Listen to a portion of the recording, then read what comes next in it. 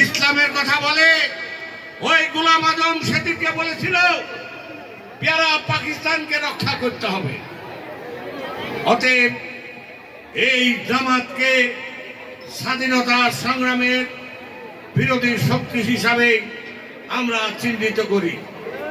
এই জামাত একবার না, এই দেশে রাজনীতিতে ৭১ সালের আসার পর থেকে দুইবার তারা নিষিদ্ধ ঘোষণা হয়েছিল।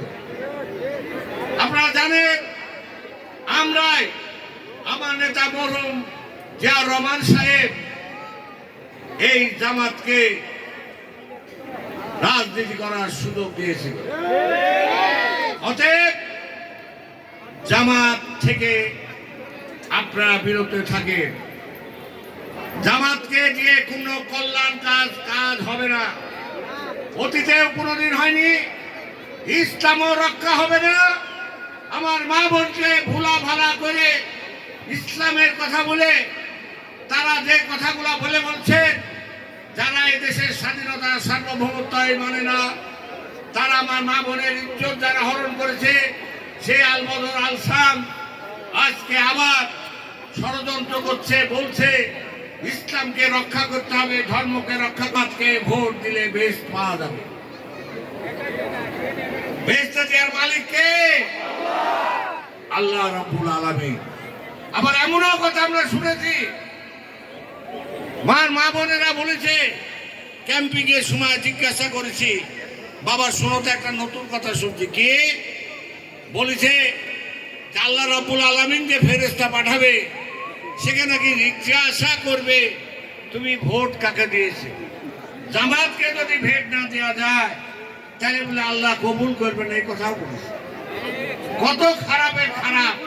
আর তারা ইসলাম রক্ষা করবে, ইসলামের পক্ষে অজুহাত দিয়ে আমাদের আপনাদের আমার মা বোনকে বিভ্রান্তি করবে, এটা করতে দেওয়া যাবে না।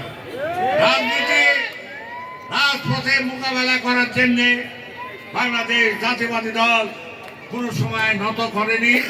বাংলাদেশ জাতীয়বাদী দল কোন সময় রাজনীতিতে মোকাবেলা করেছে। আপনাদের জানা আছে কোথায় জামাত ছিল, আপনারাও জানেন, আমরাও জানি। এই জামাত আজকে বলে আমরা 24শে জুলাই 5 আগস্টের যে স্বাধীন হয়েছে, আমাদের দায়িত্ব আমরাই করেছি। এই মিয়ারা শেখ হাসিনার যখন যৌবনকাল 1923 সাল, তখন সারা বাংলাদেশের কোনো মানুষ শেখ হাসিনার বিরুদ্ধে কথা বলতে পারে না। আমি আবু সাইদ চান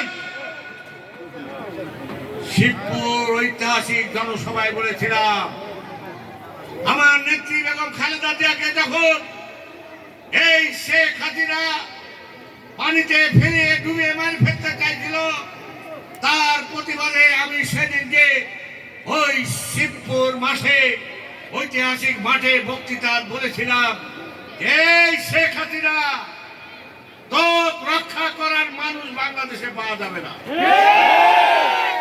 তোকে কবরস্থানে যাওয়ার জন্য প্রস্তুত হ।